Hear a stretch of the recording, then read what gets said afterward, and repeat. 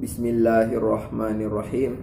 Assalamualaikum warahmatullahi wabarakatuh. Perkenalkan, nama saya Khairul Huda, NIM 4320.012, akan menjelaskan materi tentang dakwah sebelum Islam para nabi, dakwah pada masa Rasulullah SAW, dakwah pada masa Khulafaur Rasyidin, dakwah pada masa kekhalifahan, dan dakwah pada zaman modern. Baiklah, saya akan menjelaskan materi tentang dakwah sebelum Islam, dakwah masa Khulafaur Rasyidin, dakwah kekhalifahan, dakwah pada masa modern. 1. Dakwah sebelum Islam atau para nabi.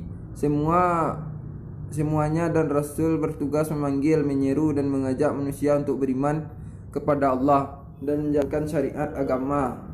Dakwah sudah dimulai pada zaman nabi-nabi sebelum Islam. Allah mengirimkan Rasul kepada umat manusia dan menyampaikan agama Islam sebagai agama yang benar, yang memperbaiki akhlak serta akidah umat-umat terdahulu pada zamannya.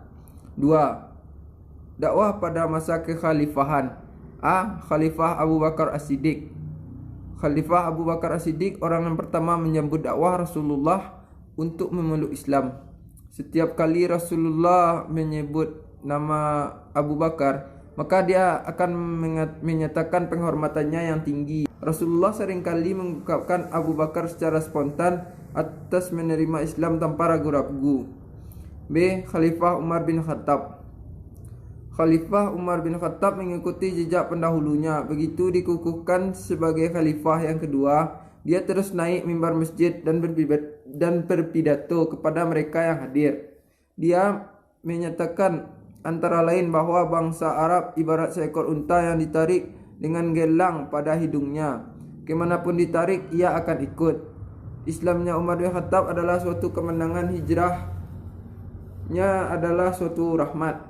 Demikianlah sebuah riwayat Asir dari Abdullah bin Mas'ud.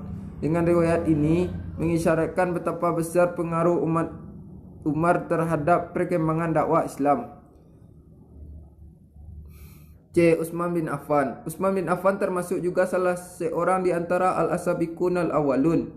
Ia dikenal sebagai seorang yang kaya, yang dermawan, yang banyak membantu pengembangan risalah Nabi Muhammad SAW.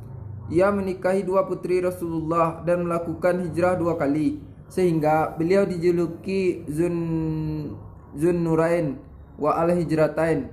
Kedermawanan Utsman bin Affan pada zaman awal Islam atau masa Nabi terlihat pada waktu Nabi SAW mengerahkan Jais al-Usrah, di mana Utsman mendermakan 950 ekor unta, 59 ekor kuda, dan 1000 dinar untuk keperluan atau bela umat Islam. D.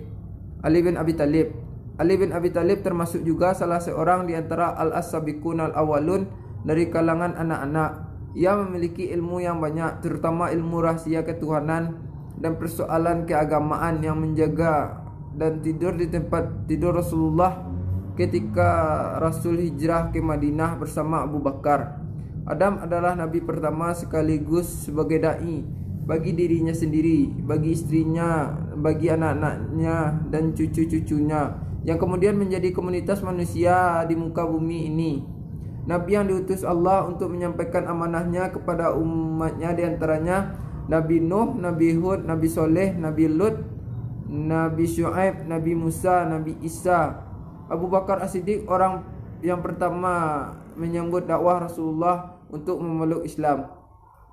Sekian yang dapat saya sampaikan. Bila ada kesalahan, saya mohon maaf. Wabillahi taufik ila aqwamit thariq. Assalamualaikum warahmatullahi wabarakatuh.